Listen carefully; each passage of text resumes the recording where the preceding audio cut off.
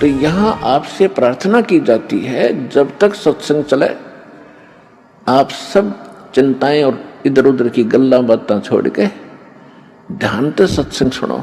जो बच्चा गौ की नजर में यूं साईं को संत, भक्तों के पीछे फिरे वो भक्त वत्सल भगवंत। वो पुण्यात्मा, वो परमात्मा उन पुण्यात्माओं के साथ साथ रहता है जो कभी उनके चरणों में रहे होते हैं। राजा अम्बरीश के परमात्मा चारों युगों में आते हैं। सतयुग में सत्सुकृत नाम होता है प्रभु का, त्रेता में मुनिंदर होता है, द्वापर में करुणा में नाम होता, कलयुग में कबीर देव, कबीर प्रभु ही उसका वास्तविक नाम जो है उसी से अवतरित होते हैं, प्रगट होते हैं। तो उन समयों में कभी ना कभी किसी न किसी युग में राजा अम्बरीश वाली आत्मा अर्थात श्री नानक जी वाली आत्मा प्रभु के संग रही होगी। इसी कारण से उनको इस कलयुग में आकर के परमात्मा ने पुनः संभाला और उनको मोक्ष का अधिकारी बनाया। अब देख लो पुण्यात्माओं, जो आप अन्य साधना करते हो किसी भगवान की, विष्णु की, शिव जी की या निराकार भगवान मान के ब्रह्म की, ये मोक्षदायक नहीं है, जन्म मृत्यु का झंझट बनाया रहेगा आपको। तो इनको करो चाहे ना करो, ये तत्व ज्ञान के बाद ये करने को आपका दिल करेगा ही नहीं। क्यों नहीं करेगा? कहते कोट जन्म तन भर मत हो गए, कुछ ना हाथ लग गया रे। राजा अम्बरीश होते हुए वो पुण्यात्मा कितने सतयुग में, फिर राजा सतयुग में तो वैसे ही आम व्यक्ति इतना सुखी होता है, कहना है कि राजा तो बहुत सुखी हो जाता है। और वो सुख भी ना रहा, पुण्य भी किए, फिर स्वर्ग गया, स्वर्ग में अपने पुण्यों को शेष वहां समाप्त किया, फिर राजा फेर बन गया, राजा जनक हुआ, सीता जी का पिताजी। और उसमें भी राजा के ठाठ कितने थे, बहुत सी ऐश्वर्य के साधन भी थे, लेकिन वो भी खत्म हो गए।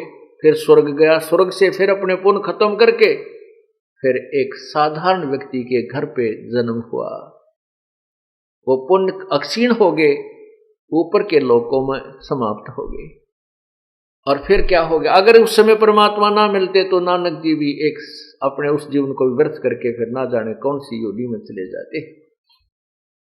लेकिन नहीं, ये जो सतनाम आपको मिला है, सतनाम, और इस सतनाम को मिलने के उपरांत आपको सारनाम नहीं मिला और आपकी मृत्यु होगी। आपको न जाने कितने जन्म मनुष्य के मिल जाएंगे, मोक्ष नहीं है, मनुष्य के जन्म मिलेंगे, अच्छे से अच्छे जन्म मिलेंगे। और फिर आपके ये दोनों मंत्रों की कमाई जब समाप्त हो जाएगी, आप फिर सिंपल मैन बनोगे, साधारण व्यक्ति के घर में जन्म होगा। और उस समय ये दयालु परमात्मा फिर आपको अवश्य संभालेगा, आपको 84 लाख योनियों में नहीं जाने देगा, शीघ्र सी नहीं जाने देगा। यानी फिर हम बिल्कुल नहीं सुनेंगे, वो बात है अलग। तो पुण्यात्मा ये भी कच्चा काम रह जाएगा यदि सतनाम ही प्राप्त हो गया और आपकी मृत्यु होगी। सारनाम योग्य नहीं बने, नखरे करते रहे। अब क्या देखता है ये दास, नाम ले गया था जी पिछला महीने और नाम खंडित हो गया, पहला नाम लिया था दोबारा लूंगा। अच्छा भाई, क्योंकि पहले मंत्र वाला तो गलती कर सकता है, क्योंकि वो तो एकदम नया बच्चा होता है, पहली कक्षा का बालक होता है, हो जाता है खंड। लेकिन नहीं होना चाहिए, कोशिश करे कि जो काम करने लग गया उसको पूरा ही किया जाना चाहिए। तो फिर दोबारा उपदेश ले लेता है, फिर 4 महीने के बाद उसको सतनाम भी प्राप्त हो जाता है। सतनाम लेने के बाद फिर 6 महीने के बाद फिर कह जी नाम खंडित हो गया मेरा, तो ऐसा हो गया वैसा हो गया। अच्छा भाई, 1-2 साल के बाद फिर कहेगा जी मुझे शंका है, मेरा शायद नाम खंडित हो गया, और करे बिना रहता नहीं, आप गलती अवश्य कर देता है। तो पुण्यात्मा कोई बात नहीं, अब परमात्मा ने आपको पार करना है। ये अब बैन उठ गया है कलयुग में। ये समय आ गया है कि सभी प्राणी जो इस तत्व ज्ञान को ग्रहण करके इस मार्ग पर लग जाएंगे सभी पार हो जाएंगे। लेकिन पार होंगे वो जो बार बार ये अपने नाम को खंडित ना होने देंगे। अब क्या देख रहा है ये दास, जिन 10-10 साल नाम लिया न हो गया, तीनों मंत्र प्राप्त हो गए, वह भी नो कह दे मेरा तो नाम खंडित हो गया जी, ऐसे गलती बन गई। तो भाई ये पार होने के लक्षण नहीं है आपके, बहुत सावधान होना पड़ेगा। क्यों? हाँ इतना है कि परमात्मा दयालु है, इन्होंने बहुत ज्यादा कंसेशन दे दी है कि कोई बात नहीं, इस बूढ़े कलयुग में, इस घोर कलयुग में ये गलती हो ही जाती है। लेकिन आपका जान का समय आ गया और उससे 1 महीने पहले फिर कह दोगे मेरा तो नाम टूट गया, ये कोई बात हुई? नहीं, सावधानी बरतो। अगर आदमी 2 वर्ष 3 वर्ष 4 वर्ष के बाद भी दृढ़ नहीं होता है फिर मोक्ष नहीं हो पाएगा आपका, बहुत सावधानी करनी पड़ेगी। अब परमात्मा कहते समझा है तो सिर दर पाओ, बहुर नहीं रे ऐसा दाओ। तो पुण्यात्मा जो ये दास आपको कह रहा है, फिर आपके साथ क्या होगा? जिनको सार नाम भी प्राप्त हो गया है उन गिल्ला के बनेगी, उनको और कुछ कंसेशन भगवान देगा, लेकिन मोक्ष नहीं होगा। ये मत समझना कि सार नाम मिल गया आप पार हो गए, नहीं, इसकी भी कमाई करनी पड़ेगी, आपने अंतिम श्वास तक करनी पड़ेगी। उसके साथ क्या बनेगा कि आप मोक्ष की मृत्यु होगी, सार नाम की कमाई पूरी बनी नहीं तो फिर आपको तुरंत ही मनुष्य जन्म मिलेगा। जैसे कुछ भक्त चले गए जिनको सतनाम मिला हुआ था और सारनाम नहीं मिला, उनको भी तुरंत मनुष्य जन्म मिलेगा और इसी क्षेत्र में मिलेगा। हो सकता है जो उनके परिवार ने अगर नाम ले लिया और वो बुढ़ा मर गया तो उसको हो सकता है उनके घर में फिर दोबारा जन्म मिल जाएगा तुरंत ही, और वो 2-3 वर्ष का होते ही फिर नाम ले लेगा। अभी तक ये दास यहाँ पर परमात्मा ने छोड़ रखा है, तो उसका मोक्ष अवश्य होगा, क्योंकि फिर उसका नाम खंडित नहीं होगा। क्यों नहीं होगा? क्योंकि वो छोटा सा बच्चा होगा और उसके घर में पहले से परमात्मा की अमर वाणी चल रही होगी और उसका नाम खंडित होगा कोई ना।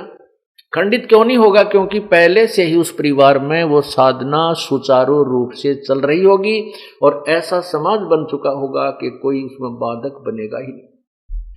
पार तो होंगे लेकिन जन्म बढ़ा लिए, और हो सकता है काल का कुछ अटपटा खेल है। और पुण्यात्माओं आप ये मत सोचना कि अगले जन्म में देख लेंगे, यह भी पेंडिंग नहीं छोड़ना आपके। अगले जन्म में माना आपकी का जन्म दे दे अफ्रीका में, क्योंकि हमारे संस्कार आपस में रले मिले हैं। हिंदू मुसलमान सिख और ईसाई कोई भिन्न नहीं है, हम एक पिता की संतान हैं। और ये मजहब धर्म तो अभी बने हैं इस कलयुग में, इससे पहले कोई धर्म मजहब की कोई अलग से व्यवस्था नहीं थी। और तो उस समय हम आपस में एक दूसरे से रले मिले रहे हैं, हमारे संस्कार एक दूसरे में उलझे हुए हैं। आज हम हिंदू घर में जन्म है तो मृत्यु के उपरांत हम हो सकता है किसी मुसलमान के घर जन्म लेंगे, क्योंकि वो पुण्यात्मा से हमारा कोई संयोग हो सकता है, तो वहां चले जाएंगे। तो वहां फिर कौन समझाओगा आपको इस तत्व ज्ञान को? ऐसे कट्टरपंथी बन गए हैं। तो इस प्रकार आपका बहुत सौभाग्य है कि आपको पहले जन्म हिंदुस्तान में और फिर हिंदू धर्म में। हिंदू धर्म में अभी इतना कट्टरपंथ नहीं आया है जितना कि अन्य धर्मों में प्रवेश कर चुका है। वो तो एक शब्द भी सुनने को तैयार नहीं है। और हिंदू धर्म ने का सभी संतों ने अंडोला बना रखा है।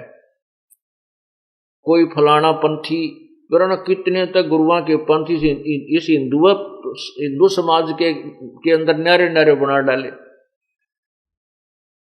पहले तो हिंदुस्तान, दूसरे हिंदू धर्म के अंदर आपका जन्म, और एक विशेष सुविधा सिख धर्म में भी है कि उसमें भी किसी को कोई बाउंडेशन नहीं है, वो जहां चाहे अपनी भक्ति ग्रहण कर सकता है। दूसरा सौभाग्य यह है कि जिनको सिख धर्म में जन्म है। और मुसलमान धर्म एक ऐसे कट्टरपंथ बन गया है कि वो तो किसी की बात सुनकर राजी को नहीं। हम इसमें आगे ना चल करके वापस आते हैं कि मान लीजिए आपका ये जन्म मनुष्य का भी हो गया और हो गया मुसलमानों में, तो फिर वो आप इस मार्ग को ग्रहण करने से वंचित रह जाओगे, क्योंकि वहां की मर्यादाएं बहुत कठिन बना दी गई। अब क्या होगा कि मान लीजिए जैसे जिसको सारनाम मिल गया है और उसका मोक्ष मृत्यु हो जाती है, पार नहीं हो पाया, तो दूसरा जन्म होगा, मनुष्य का ही होगा। लेकिन ये आवश्यक नहीं है। वैसे तो कृपा है परमात्मा की, आपके संस्कार वो चेंज वेंज करके यही भी कर सकता है, हो सकता है, मतलब एक ऑप्शन मान कर चलो, एक ज्यादा इस चीज को विचार करके चलो कि हो सकता है आपका कितना दूसरे अरब कंट्रीज में हो गया। पहले तो वहां इस ज्ञान की छीट भी ना लागण दे, युकाल वहां तक पहुंचण भी ना दे इस ज्ञान को, और फिर वहां आप मनमाने कोई देश के राष्ट्रपति बन जाओ, फिर अपने भक्ति की आवश्यकता है कोई ना, वहीं अपने उन जो भी वहां की साधना उसी में लीन रहोगे और ये सोचोगे कि इसी साधना से मुझे ये मौज हो रही है। नहीं, वो साधना न्यारी है जिससे आपकी मौज हो रही है। भाई जो गुरु बचन पे डट गे रकट गे फंद 84 के, कट गे फंद 84 के, रकट गे फंद 84 के।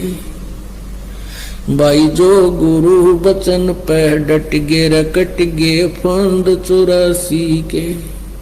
वस्तु मिली ठोर की ठोर, मिट गई मन पापी की दौड़।